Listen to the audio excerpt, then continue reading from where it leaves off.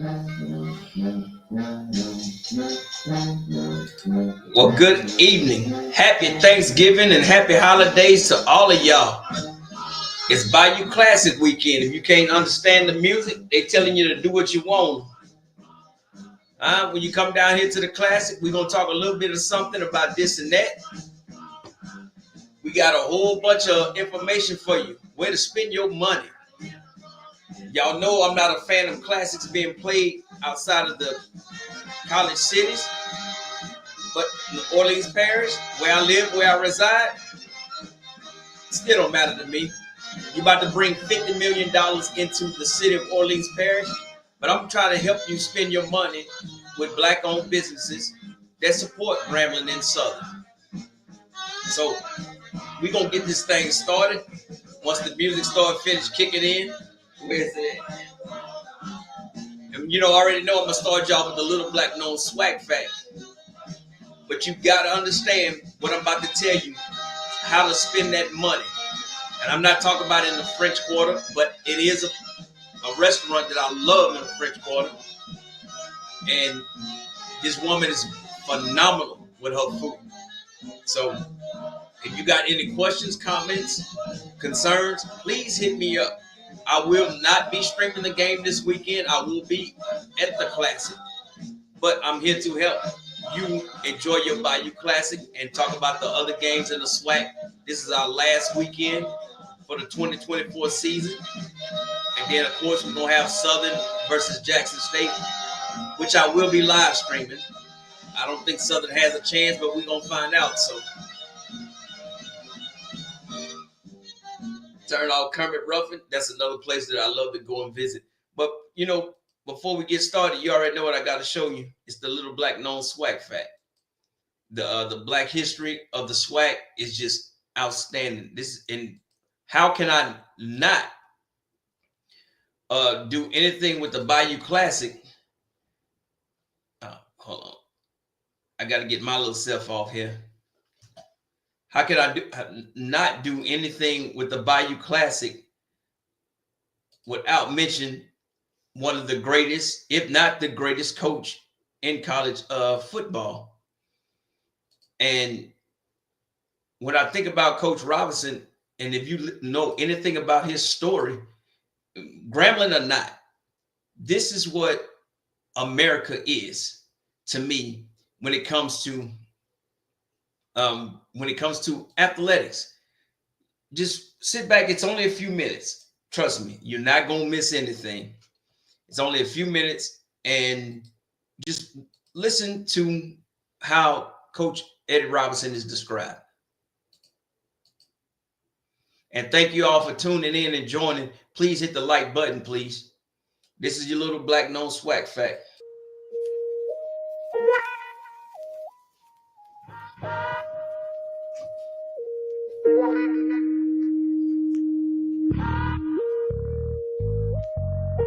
Coach Eddie Robinson.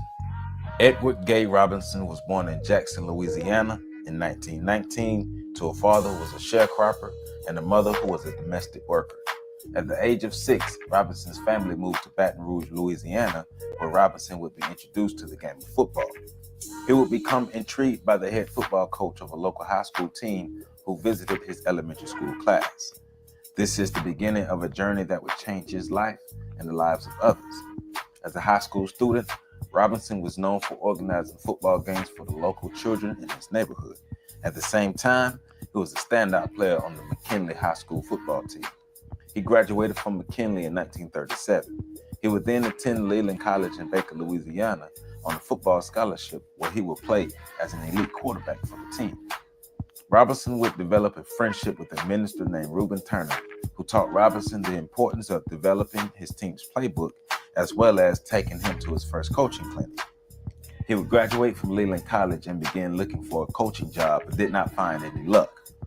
Because of the Jim Crow laws, he could only get a coaching job at an HBCU. At that time, all of the head coaching jobs were filled. Robinson began working at a field meet for 25 cents an hour, but his luck would soon change. The Louisiana Negro Normal and Industrial Institute was searching for a new head coach. Robinson applied for the job and became the new head coach of what is now known as Grambling State University in 1941. At the age of 22, Robinson would begin his legendary coaching journey without the help of any assistant coaches to relieve him of some of the duties. Coach Robinson was determined to create a culture of hard work and success despite his obvious challenges. He did everything from coaching the team to mowing the lawn they played on, and he even wrote the team's press releases for the local media. Robinson's first season as head coach of Grambling State football, the team only won 3 games. The following season, Robinson completely turned around the football program. His team went from a 3-win team to an undefeated 9-win team who did not allow an opposing touchdown. Because of World War II, the Grambling football team did not take the field for 2 years. His players were being recruited for the war. The team returned to the field in 1945 and posted a 10-win season. This was a vivid picture of the future of Grambling State football. Under the direction of Eddie Robinson, Grambling State University's football team saw 45 winning seasons and 19 Southwestern Athletic Conference championships in 55 seasons. He was instrumental in helping 200 of his players reach the professional football ranks, and he was also the college football coach of Doug Williams, the first black quarterback to win a Super Bowl. A trailblazer in the world of football, Robinson became the first college football head coach to reach the 400-win mark. He ended his career with a 408, 167, and 16 record as a head coach. In 1998, the Los Angeles Football Classic Foundation named their Black College Football National Championship trophy after Eddie Robinson. In 1992, Eddie Robinson received the Bobby Dodd Head Coach of the Year award, and in 1994, the Black College Football National Player of the Year award was renamed the Eddie Robinson Award. In 1997, the Football Writers Association of America renamed their National Coaching Award after Robinson. Between the years of 1995 and 1997, Robinson posted 3 losing seasons and retired under the scrutiny of being forced out by the university.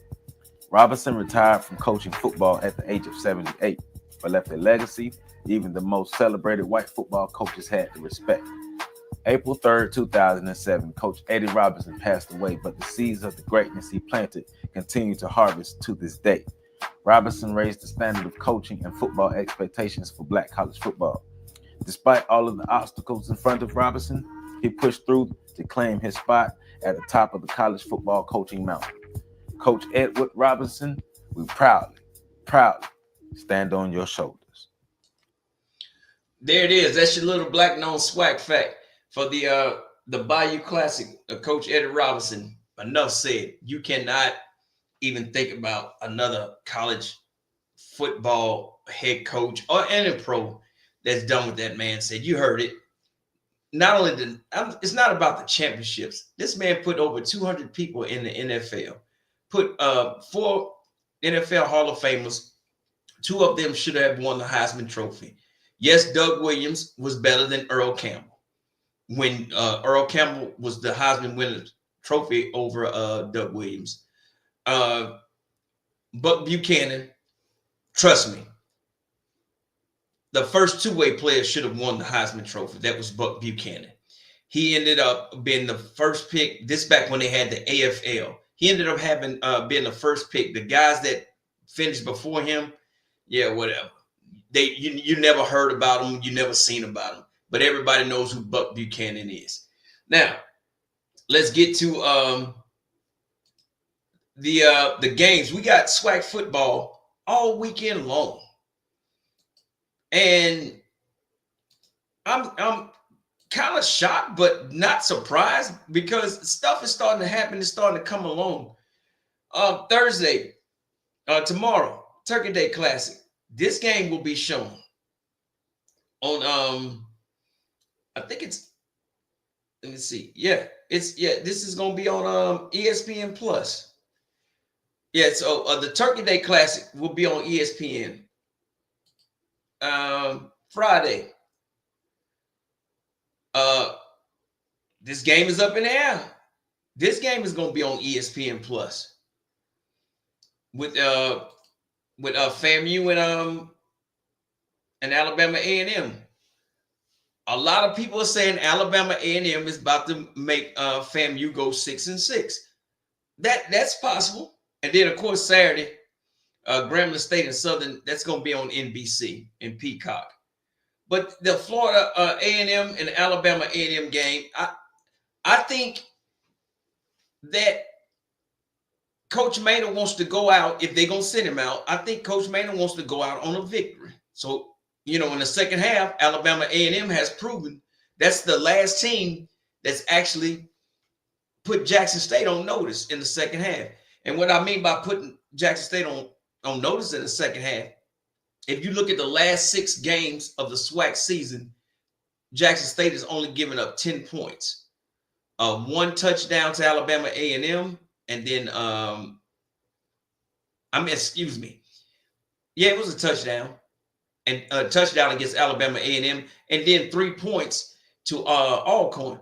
So Alabama A&M is a strong second half team, which is a good thing to me.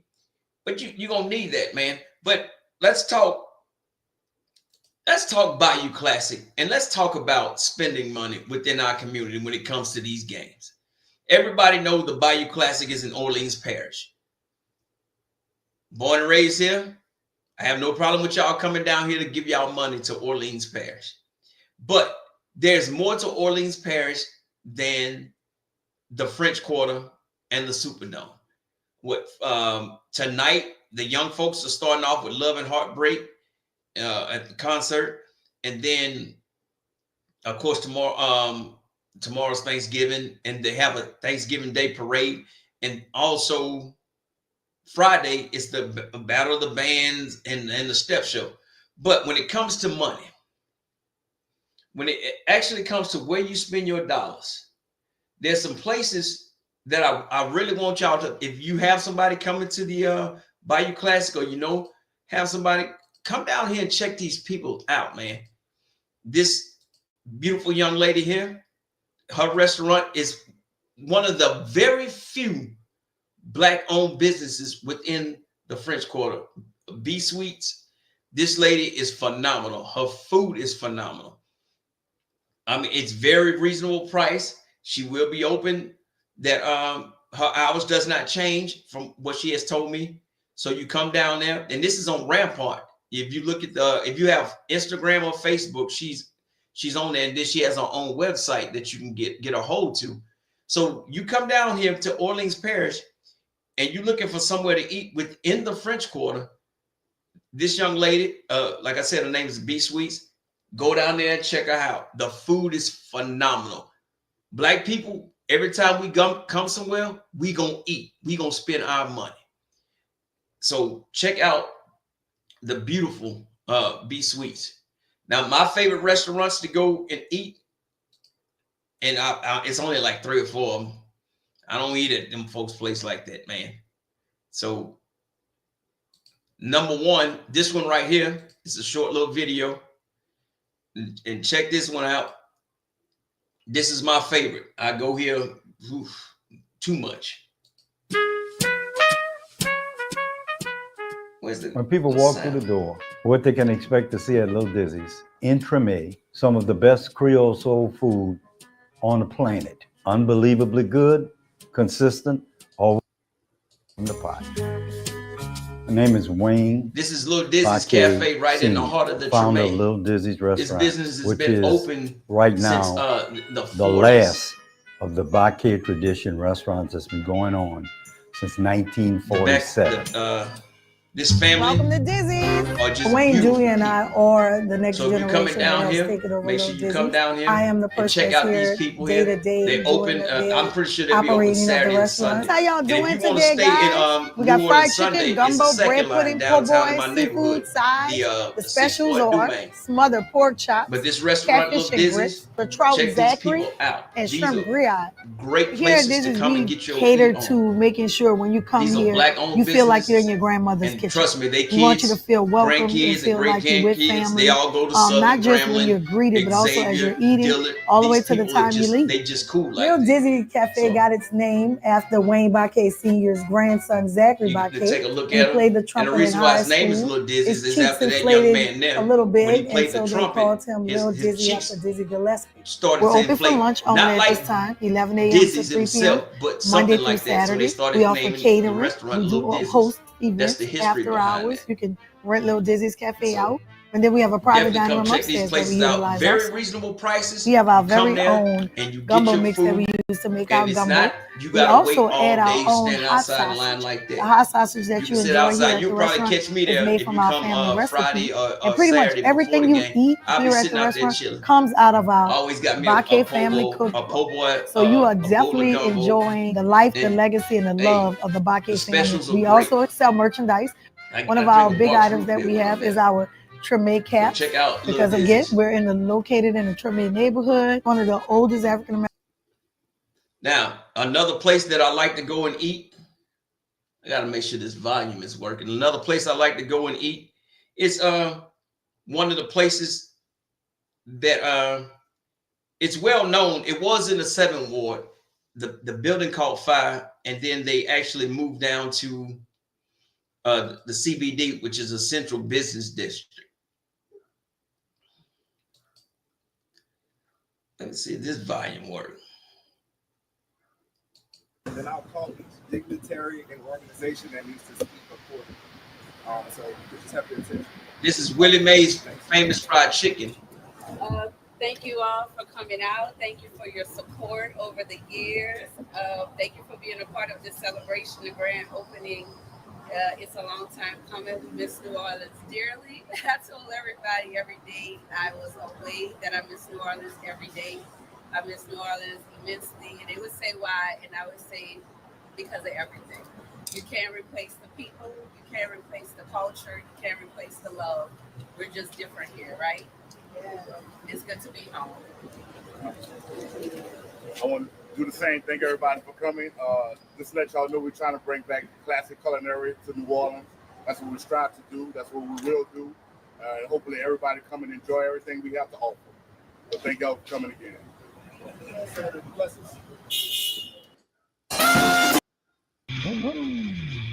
Hey, I'm sorry about that damn commercial. Were you recently injured in a car accident?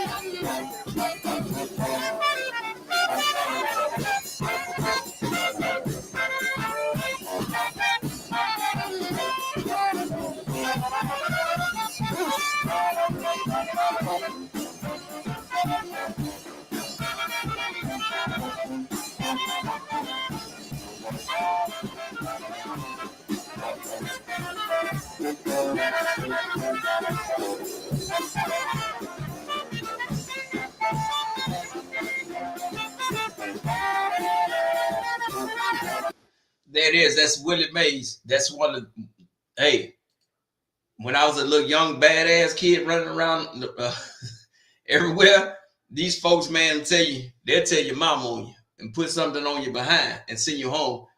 That should be her either great grandma or great grandmother. Those folks are just beautiful people, man. I'm showing you these restaurants to show you the history and the culture behind what's going on when it comes to the Bayou Classic. And I understand we want to talk football, but I'm trying to tell you where to go to spend your black dollars. Share this video with your friends like this, so when you go down there, or if you coming, you have somewhere to go. Except, trust me, out of B Suites in the French Quarter, I don't eat down there. Matter of fact, I ain't going down there with them drunk tourists.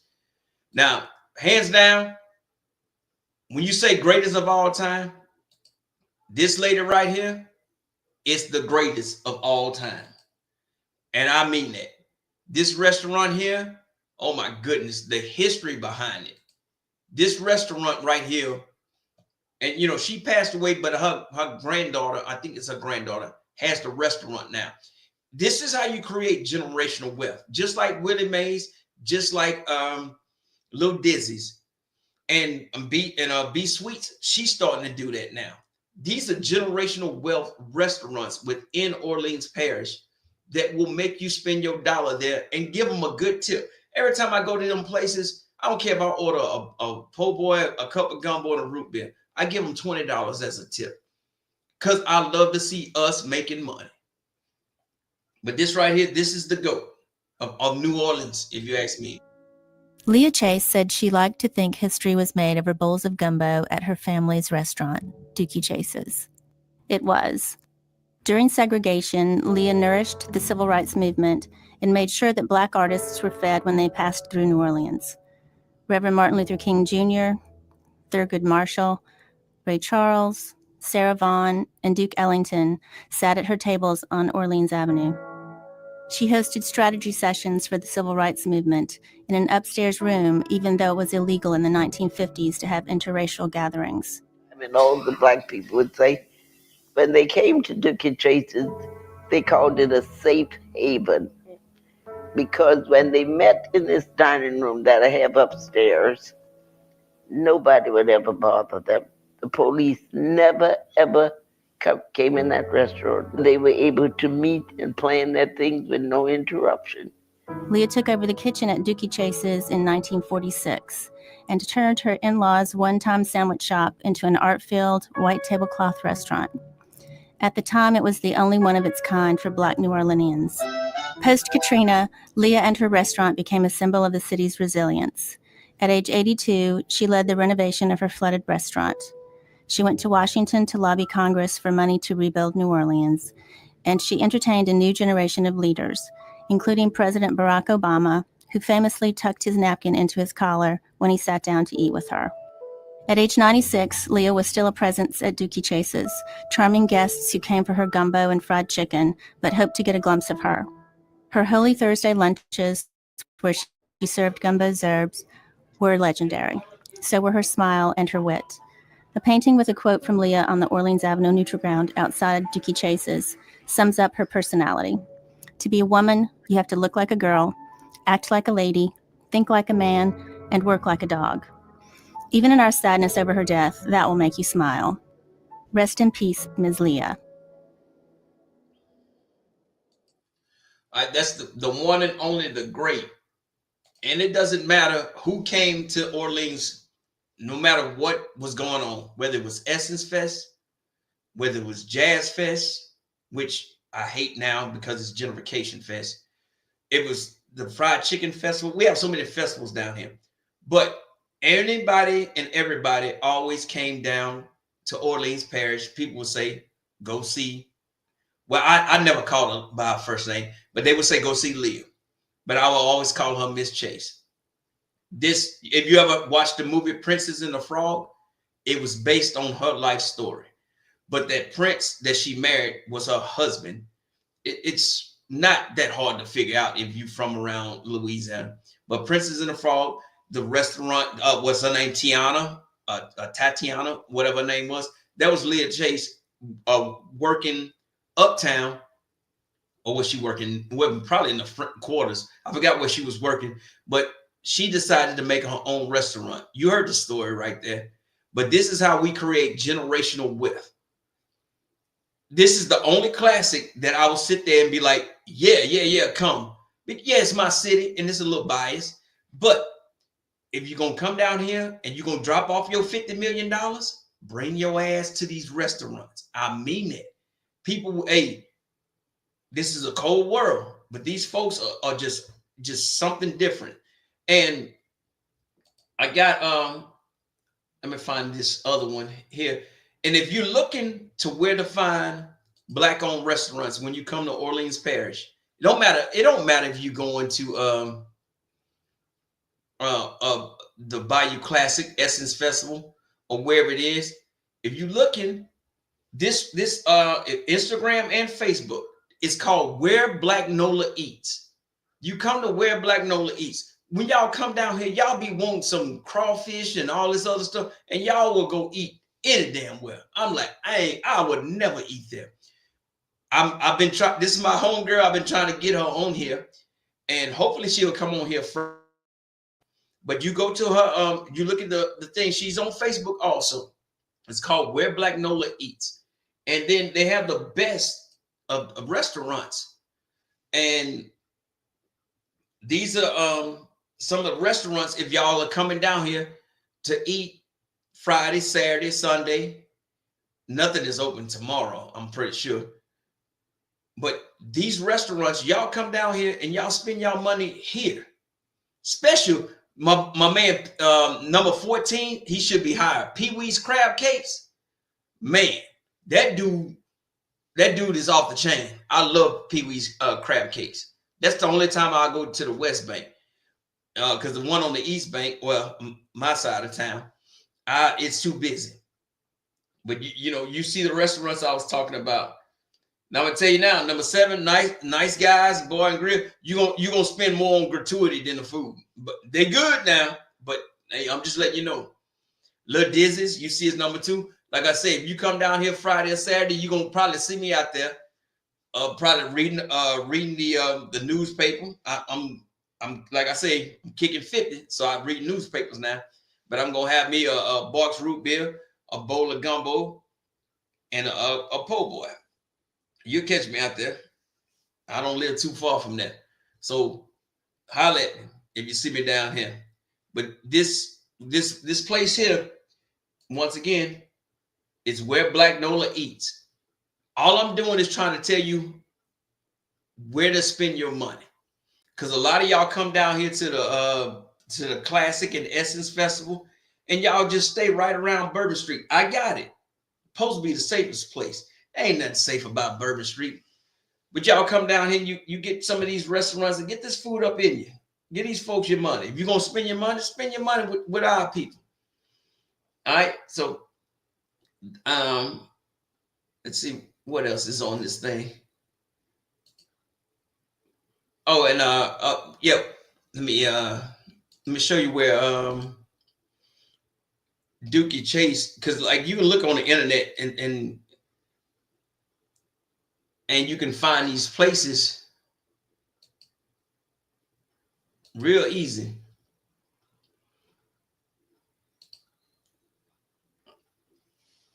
And these restaurants, man, these are like, when y'all talk about hood and all this other stuff, these restaurants are in the hood.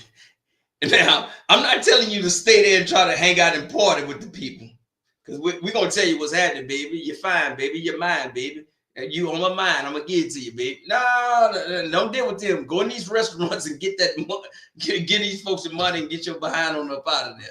I ain't going to lie to you on that one now. Because, let's see. If you click on these things here,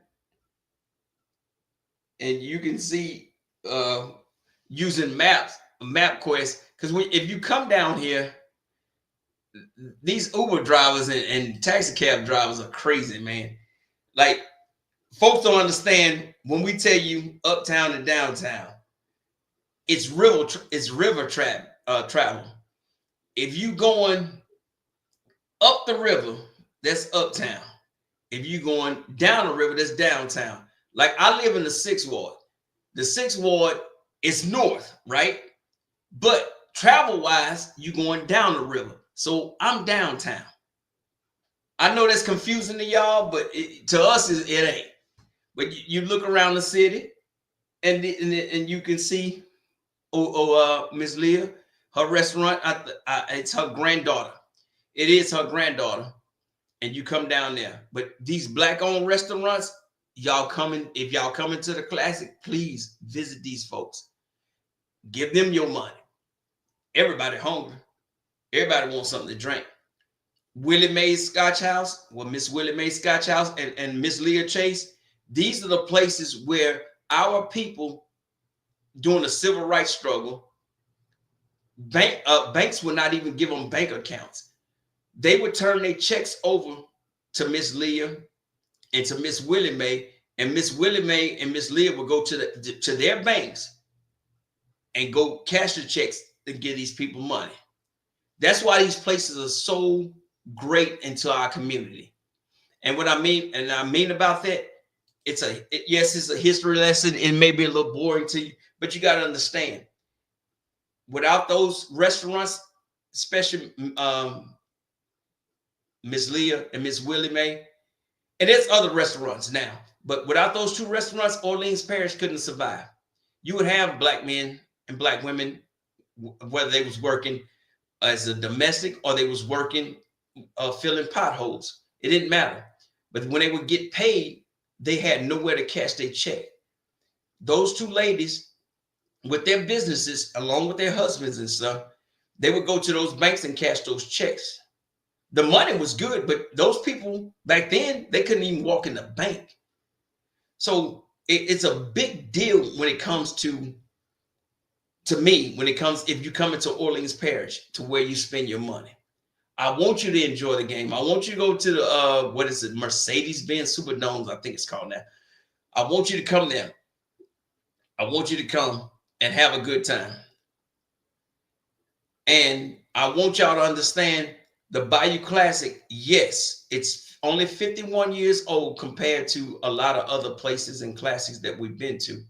And Friday, we will break down the game. We'll break down the history. And I will tell you how Coach Pete Richardson, is the only coach in the SWAC that's ever had a winning record against Coach Eddie Robinson. So it's a big deal to me when it comes to the Bayou Classic or any classic. Like I said, I'm not going to be streaming the game because I will be there, but I will stream the SWAC championship game. Southern, I got you, but you ain't going to win. I'm just telling you right now. You don't have a quarterback that's stable enough to beat Jackson State defense. And then we're going to preview the South Carolina, which I believe Jackson State game. Now, if Jackson State don't beat Southern, I'm going to have to go back in and do my homework and try to figure out how Southern can actually beat, South Carolina State.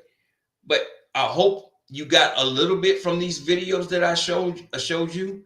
Go back and rewatch it. And if you are coming to the Bayou Classic, Friday, we're going to do more of the football game.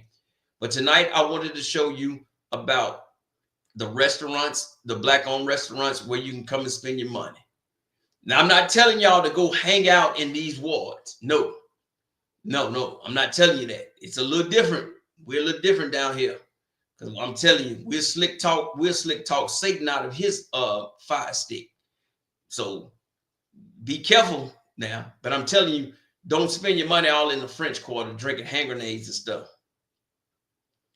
And this is Mr. Odell says, stop the run against Jackson State, and it's a game. Southern can pull it off. Odell, I got what you're saying. Stop the run. You stack the box against Jackson State.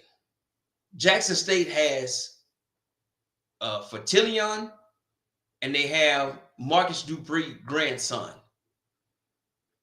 Now Southern does have the best pass defense in the SWAC, but do you think your pass defense can stop the slants and the deep routes? Even though Morgan, he to me, he's a good quarterback, but not very accurate with the deep ball. But underneath, Jackson State, if they get their hand into their playmakers, can Southern stop their playmakers if they throw the ball underneath? That's my question to you, Mr. Odell. That's just something to throw out, because Jackson State, seriously, the run machine is so great. Herb Mulligan, yes, he only had 56 yards against Alabama State, but Alabama State defensive front four, I think, is probably one of the best in the FCS. If not the best in FCS, they top 2 or 3. Does Southern have a front four that can actually stop the run game? That's a question to ask. We talking football. Brother Bakari, thank you. Peace and blessings to you also, fam. So that's something you got to think about. Can the front four of Southern bring 3 linebackers? So you got 7 in the box. So if you say Southern runs a 4-3, you got 4 down linemen and 3 linebackers. That's covering that's covering every hole. From if you play football, when I play football, 1-3-5 is on the left, 2-4-6 is on the right. That's basically. Do you really believe Southern can stop that? They say, okay, he only rushed for 55 against Southern. So he rushed for 55 against Southern. I got you. So why was the score 33-15? So Jackson State upended your pass defense? Because that game was way out of hand, brother. 33-15. Now, and which quarterback will Southern start? Because Jackson State defense, I don't think they've unleashed everything this whole season. Turnovers. We didn't have a QB yet. Okay, so which QB are you going to start against Jackson State? Which quarterback will you start against Jackson State? I'm pretty sure you don't want to tell me, but Jackson State don't tell me anything either. So that's something, and it's another thing. Let's see if I can find it. Nah, I can't do it. Yet. Them JSU fans coming, baby. You got to watch them now. One thing about Jackson State fans, they do not play. I will give Jackson State something.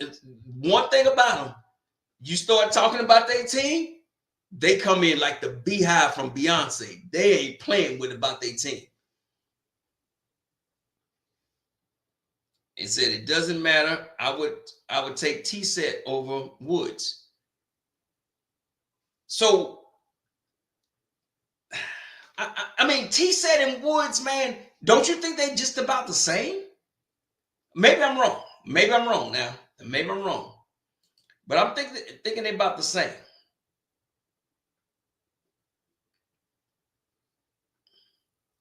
So what's up, Israel? I know you. I see it on your profile, J State. Israel, do you think Southern has a chance against Jackson State for the SWAC championship game? Yes, T-Set is a dual threat, but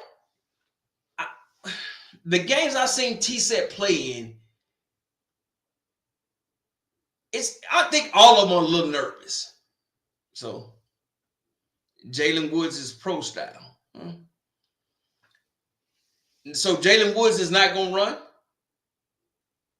Do you think Jalen Woods would run the ball at all? Because Jackson State, even with 4,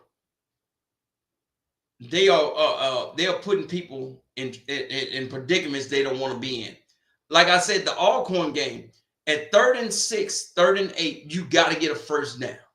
Alcorn was not be able to do that. Do you think T-Set or Woods can get Southern a 3rd and 6 or a 3rd and 8?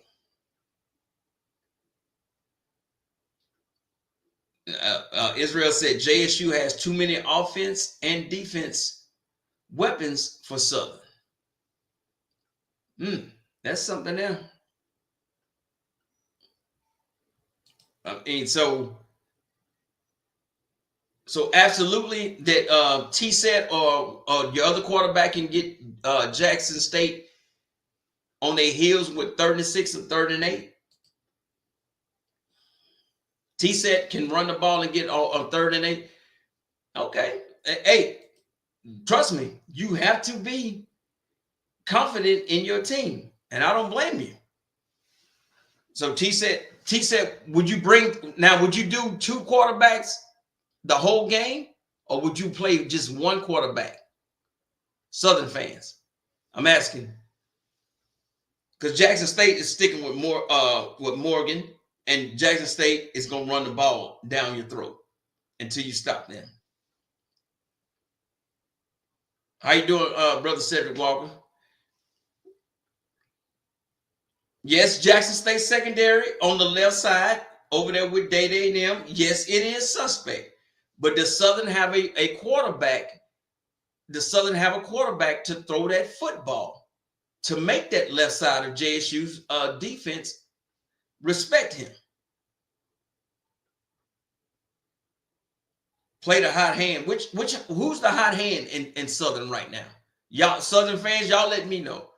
Which quarterback do you have is the hot hand? Is it T-Set?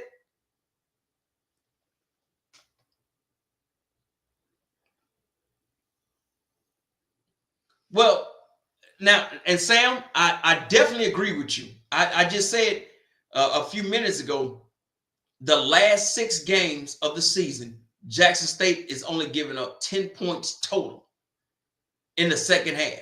That's 6 games only giving up 10 points total. That's pretty damn good. I don't care what conference, what division, whatever you play, giving up only 10 points in 6 games in the second half, that's phenomenal. Okay, you say Woods for now has the hot hand. Okay, Israel says JSU physicality will wear Southern down. That's another thing. I think that's what took a toll with Alabama State. Their offensive line. At Alabama State, that when the defensive end was able to take on, and I'm talking about Jackson State versus Alabama State, their defensive end took on a double team, wiped the double team out, and the linebacker came in and got the safety. That was the nail in the coffin. Can Southern offensive line withstand 4 quarters of Jackson State defensive line? Because I know Jackson State rotates their players out. Well, we know Alabama State didn't have a quarterback after they 2 got hurt. So JSU defense is playing on a much higher level now that they were the first time. Okay, JSU better in all 3 phases. You talking about offense, defense, and special teams. Okay, hey, I'm here for both sides. If Southern and Jackson State, when they do meet up, the 33-15 means nothing. But you are playing in Jackson. I know JSU. The rankings came out this year. JSU led the FCS again in attendance. I think it was only 28,000 this year. So they was down a little bit, but they still led the nation FCS in attendance. I think Barstool put it out. Yeah. Southern, okay, Donnie says Southern offensive line is physical as well. Can they hold up 4 quarters? That's the thing you got to think about. Like I tell people, man, football is a game of attrition. You gotta go all 4 quarters, man. And if you can't go all 4 quarters with a team like Jackson State or Alabama State, it's gonna hurt you. Now, special teams with Jackson State. Look, Southern, I'm telling you now that the specialist, the returner for Jackson State, do not kick that man the ball. Kick the ball either in the end zone. If it's punting, kick it out of bounds. If that young man gets a hold of that ball, good luck to you. I'm telling you, this young man is going to take it to the house. And Cedric Walker, that's what I just said. JSU is always subbing their players out. It's not just Phillip Webb. It's not just the other big guy they got there. Those guys are coming in and out, in and out. And I'm telling you, man, and big as you, if you're 300 pounds or 280, 275 pounds, and you got a new guy coming in hitting you, it's going to wear on you. So you got to understand that you got to play 4 quarters against Jackson State. Because if you don't, I'm telling you right now, you're gonna be in a little trouble, man. Now, I'm trying to find this thing where it's the top 4 football teams. Let me see if I send it to this guy. But it's and I want to know how y'all feel. It's 4 football teams. Oh, here it is right here. I got it. Let me pull this up and y'all give me y'all thoughts on this. That's my Huskies. Stop, big boy.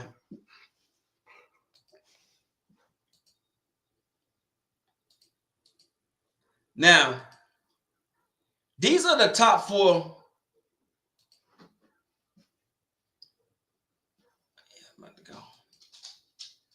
Now, these are the top 4 football teams in the coaches poll, right? The 4 HBCU teams. Let me know if you would like to see these 4 teams in a playoff. Jackson State will play North Carolina Central in one semifinal. South Carolina State will play Tennessee State in another semifinal. And how you do this is, okay, Jackson State will play at home against North Carolina Central. South Carolina State will play at home against Tennessee State. Now, the winner with I guess the lowest seed would host the championship game. So if Jackson State beats North Carolina Central, Jackson State would host. Now, say Tennessee State beats South Carolina State, and then North Carolina Central would beat Alabama, Jackson State, and they would host the game. So tell me what you would think about that. Tell me what you would think about that. Because we got to do something. I'm not a big fan of the MEAC playing 5 games and saying, okay, now all of a sudden we are going to the Celebration Bowl in Atlanta. I would love to see this 4 playoff team system. Yeah, I understand there's different conferences. I understand that. You got the MEAC, you got OBV Valley. I got that. But right now, Tennessee State, they still HBCU. Jackson State used to play Tennessee State all the time. I'm just trying to get a feeling if folks would want to see that these 4 teams in a playoff.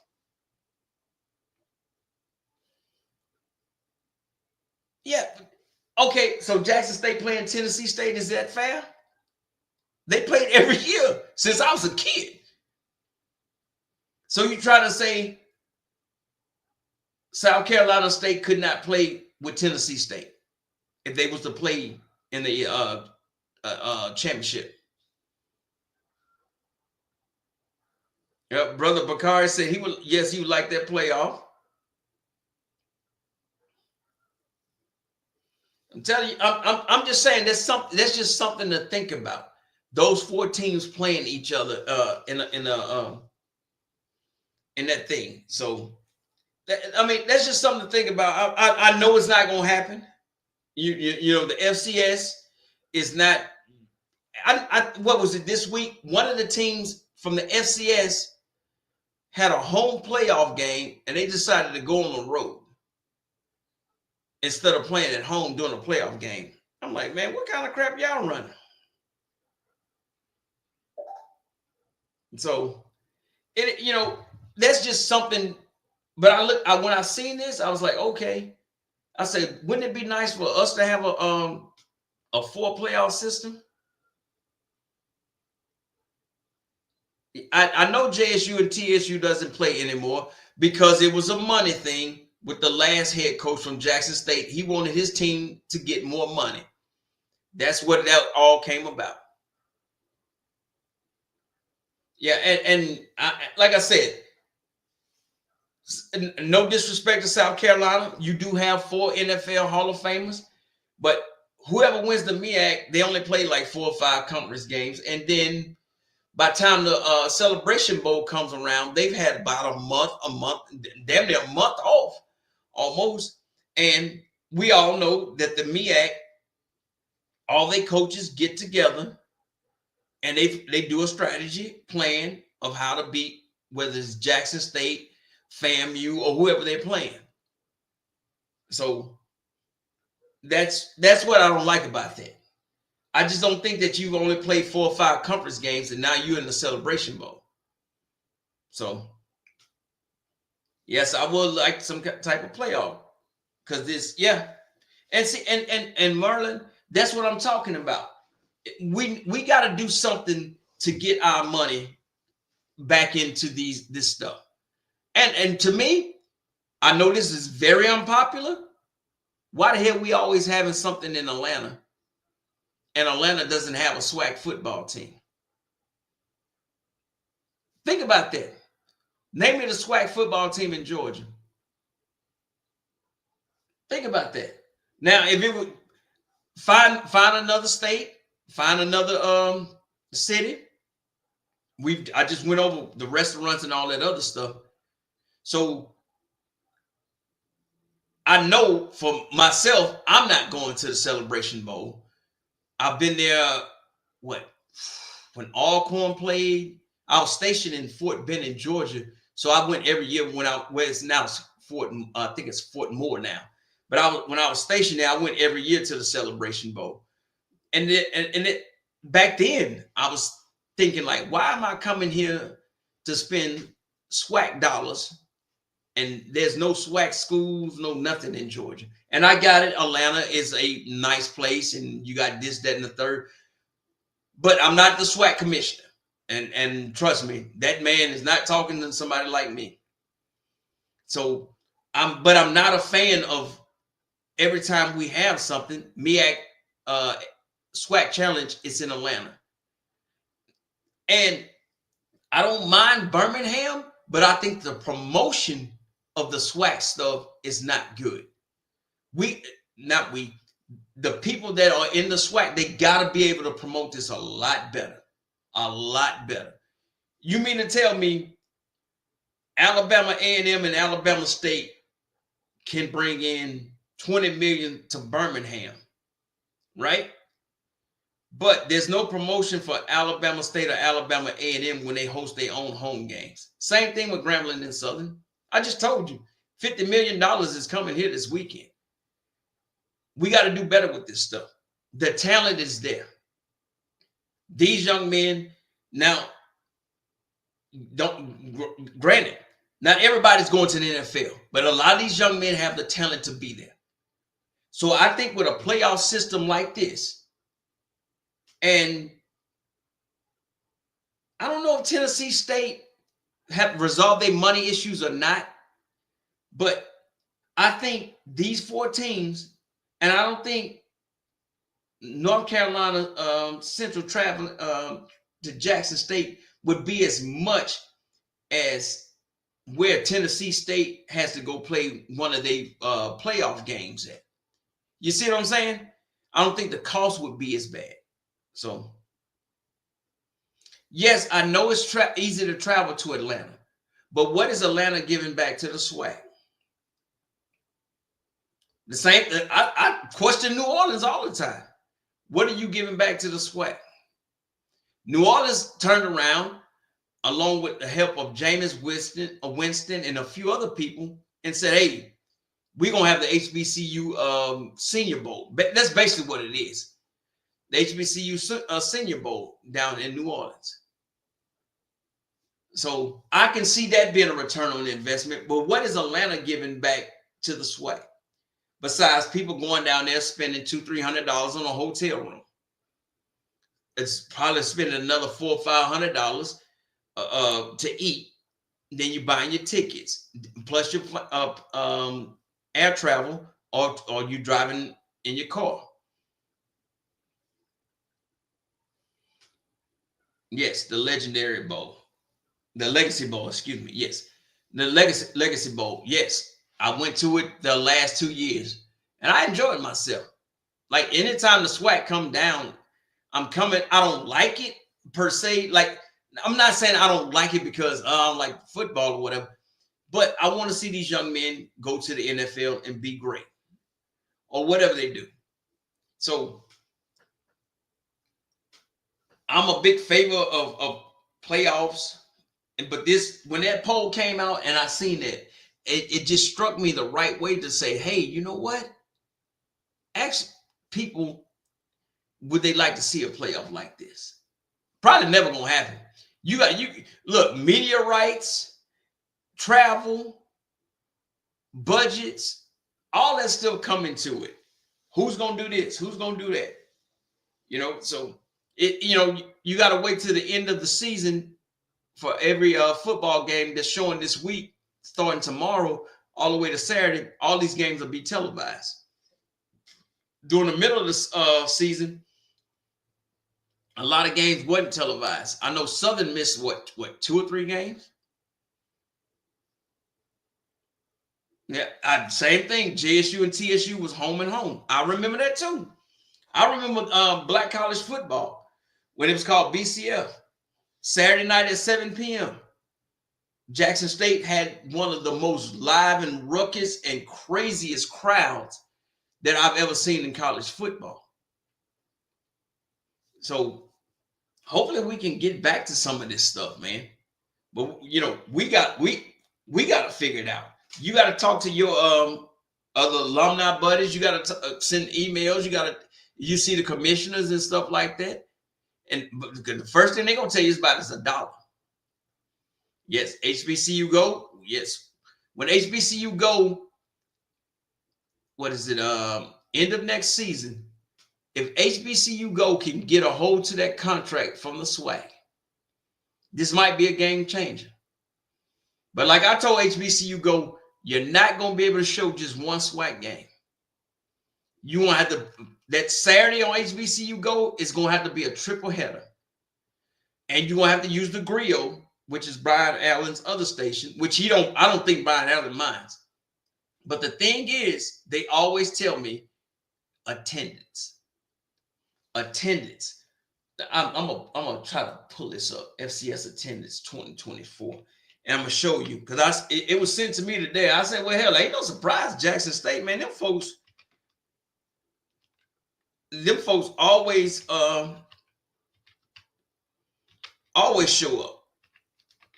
It's getting other people to go travel on the road. I don't understand why you would want to go to Atlanta. You want to go to what is it? Dallas. The other one I said with the Magic City Classic. Folks will go there and show up and show out. And then all of a sudden, when it comes to your own home games, you won't even show up there. Some of these SWAC schools don't even register over 8,000 people, man. I'm like, wait a minute. I'm like, So, Barstool sent it to me today because I told him, I said, I need them stats. And hold on.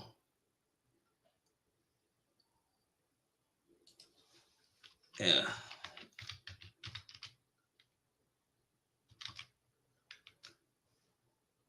Then we're going to figure this one out.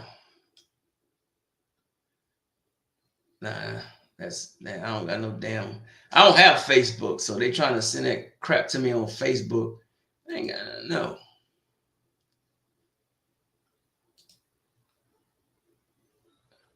Well, that's Hero Sports. Yes, I know Jackson State was leading, and so.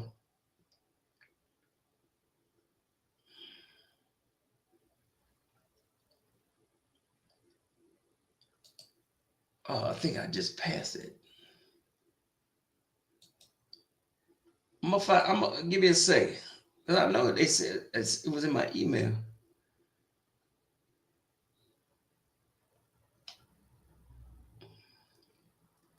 But what I'm getting at is the outside of Jackson State, I think Southern came in next with like 18,000.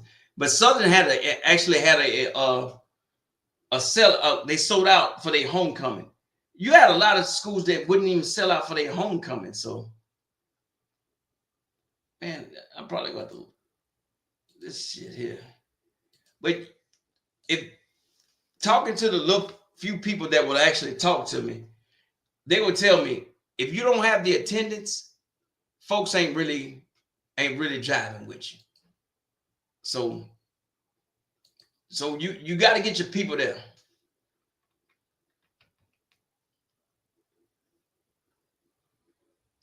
Yeah, TSU was one. They was up there.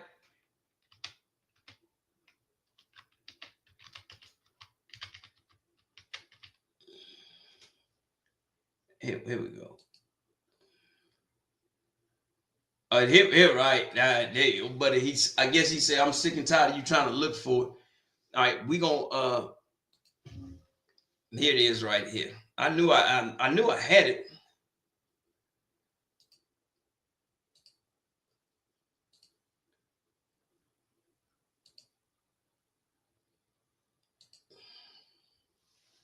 All right, here it is. You can see it for yourself. Jackson State, 27,213. Then our next SWAC school, check this one out. Alabama State. I thought it was Southern, but yeah, it was Alabama State with 18,000. So you can see why that is. I guess the TV contracts and all this stuff, what game we gonna show, this is what it's gonna be like. So, because after Alabama State, then you Southern is 7. Yeah, I thought Southern was after Jackson State, so I do stand corrected. I apologize.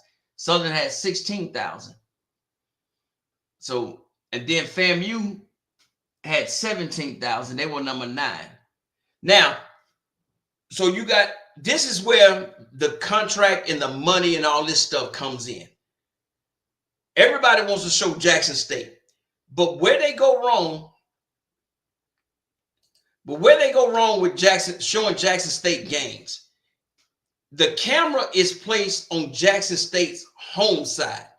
So when you look, you're looking at the visitor side and it looks like nobody's there. And I keep saying, why don't y'all change this camera angle around? So when you pan up to see the crowd, you see Jackson State with that 30,000 people. Now, I think ESPN Plus does that on purpose. That's just my opinion. Because I'm serious, some Jackson State games, you be like, damn, is anybody there? But we know the people are there.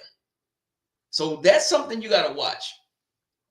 And then at the FAMU, like North Carolina State was like, what, 16,000?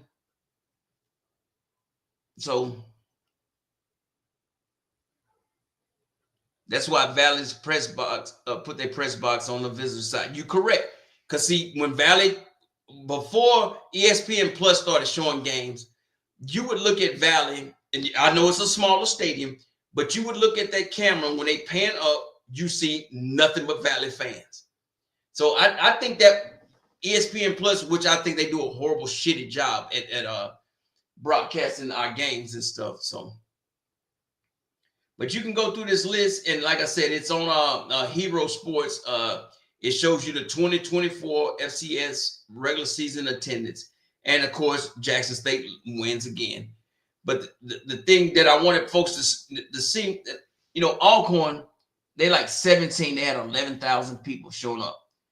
Last week, we all watched the game here. If you streamed the game with me, we seen the power of when somebody comes to that stadium and they want. And I know it was a rivalry game, but Alcorn can't put 20. I think they hold 21,000, 24,000. They can put them folks in there. Got to do better promotion, man. Grambling, 11,000 people. Historic as that program is, and you only can your average attendance at home was 11,000. Come on now. So, and hopefully, look at Bethune-Cookman, 8,000 people. There's high school games bigger than that, man. So, I mean, you just go up and down the list and you can see for yourself, man. But what we can't do is we can't stop. Valley had 5,000 people, 6,000 people show up. Goodness gracious. We had more people in the damn backyard. But hey, we can't give up. Now, Tennessee State, they come in as number 76. Somebody said Tennessee State, they had 6,250, 3 or 5 people there? Come on, man. And so, hey, Tiger Nation, they're undefeated. You don't have to ever worry about me going to another Jackson State Alcorn game in Lorman. Ain't happening. Those 3 hours that I sit in my car trying to get out of there, to go from one set of woods to another set of woods, ain't gonna never happen again in my life. It ain't happening. But they'll tell you, oh, it's only for one game. No, it got to be for every game. Even if you had 8,000 or 9,000 people at there, that's horrible trying to get in and out of Lorman, man.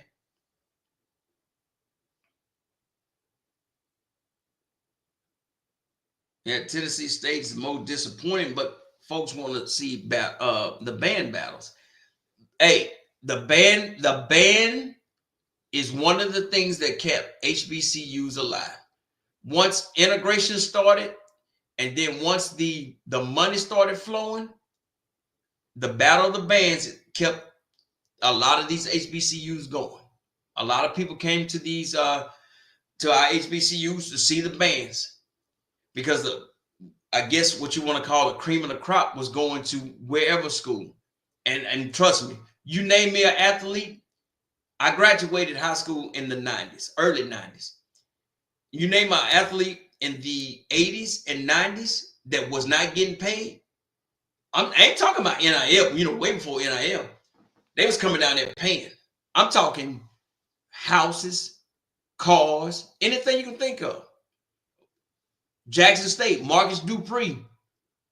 You know why his grandfather went to Oklahoma? All he wanted was a double wide trailer. I said, damn. I said, man, so it was not like our talent just said, no, I don't want to go there. The talent was being paid a lot of money. I know a story of DJ Fluker right there from, Biloxi, Mississippi. He went to University of Alabama for $80,000.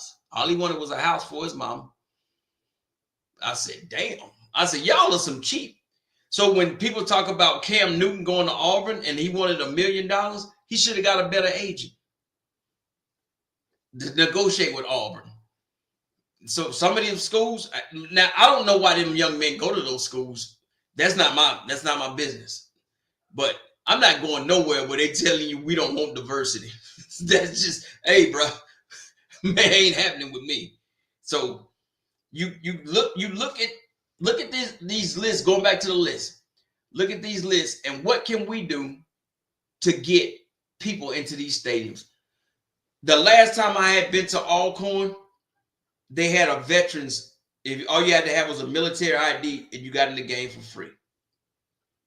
I thought that was great of Alcorn. Now, it wasn't a sellout, but it was enough people there. I guarantee you it damn near almost doubled their attendance for that season. So do you think something like a veterans or alumni game or whatever to get people in there?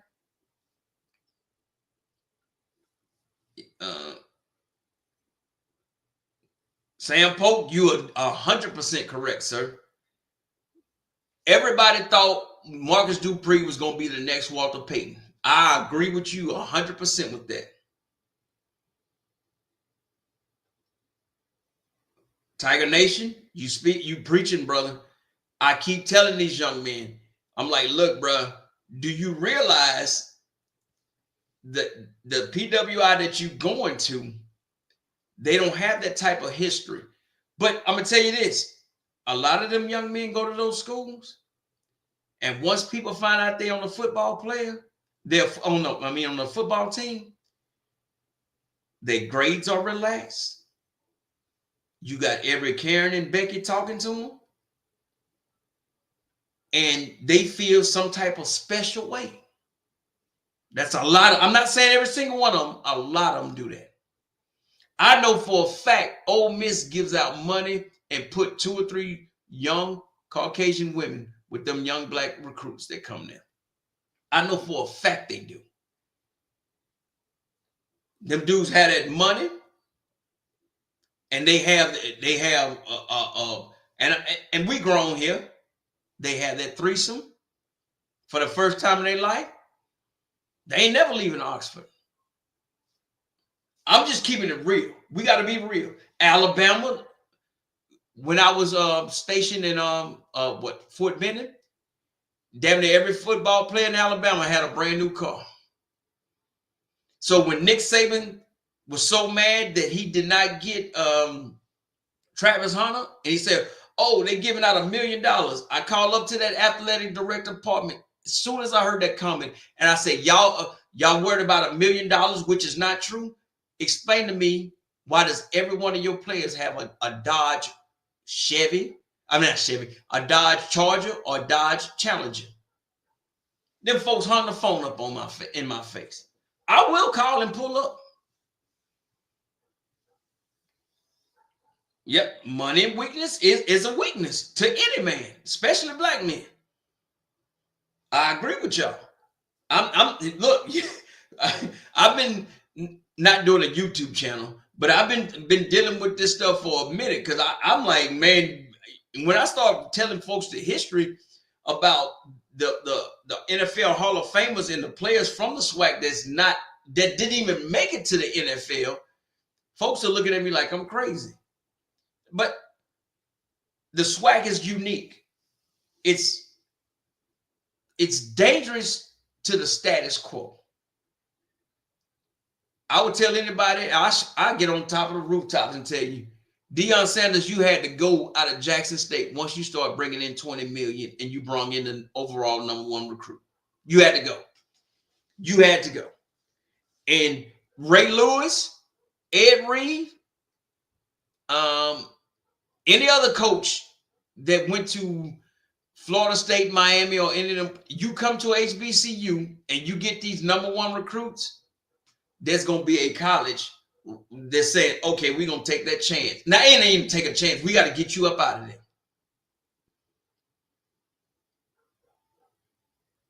Yep. Bama started their players with them cards, kind of cards. I know they did. I'm sitting here watching. I'm like, man, come on, man. Your folks don't even make $30,000 a year, but your car costing $35,000, $40,000. Your rims are bigger than your future.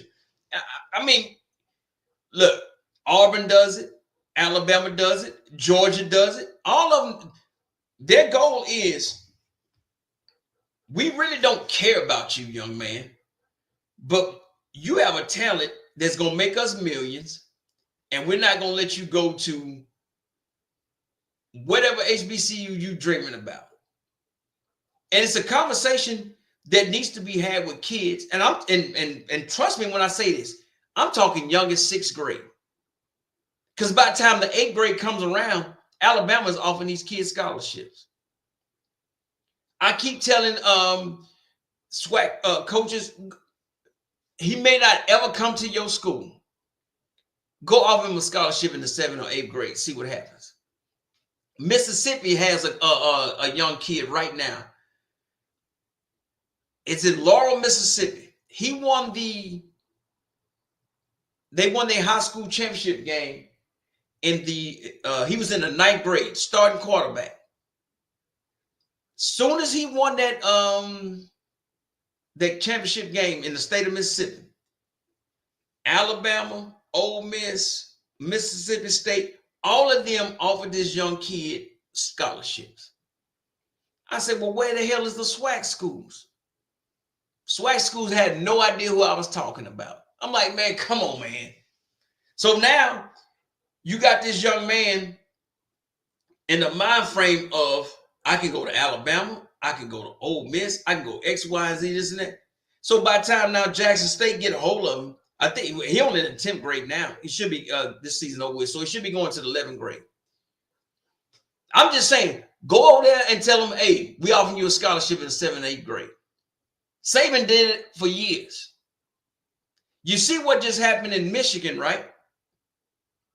The young man was supposed to go to LSU. Michigan said, nope, we're going to give you $10.5 million. If you think I'm lying, I'm going to pull it up for you. Michigan quarterback offered, Michigan recruit offered $10.5 million.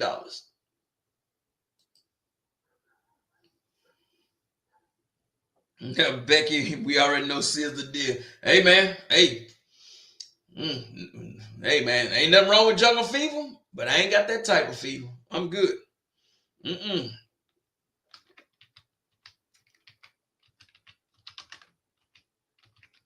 Michigan QB offered $10 million.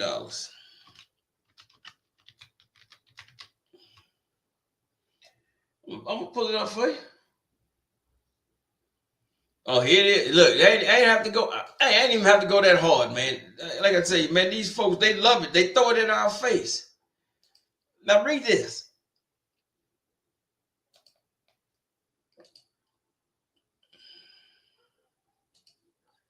I'm gonna read it to you. Reports surrounding Underwood's recruitment said the future superstar was being offered an incredible $10.5 million to pay for the Wolverines. Now, we know we can't compete with that. $10.5 million. Now, this man ain't going to get a check for $10.5 million. It's going to be $10.5 over 4 years, right? Hey, man. That's something serious, though, bro. That's what they doing to us now. Y'all see it. Y'all see it. So this ain't no allegedly and none of that stuff. That's what's happening. $10.5 million to go play in college football. Is this man even going to pan out? They don't care.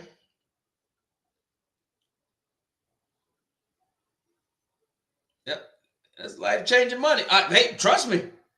I know. I know that it's life-changing money. Think about that. So how you going to compete with that? How are you definitely going to compete with this young man? So, but hey, but it was good, man, to chat with y'all tonight. Y'all check with hold on, stop screen. Y'all check back with me Friday. We'll talk more about the Bayou Classic and how Grambling can actually pull an upset. Never say never, but I'm gonna show you how Grambling can pull an upset. I got a little tape on Southern and how you can actually beat Southern, which is not that hard to do.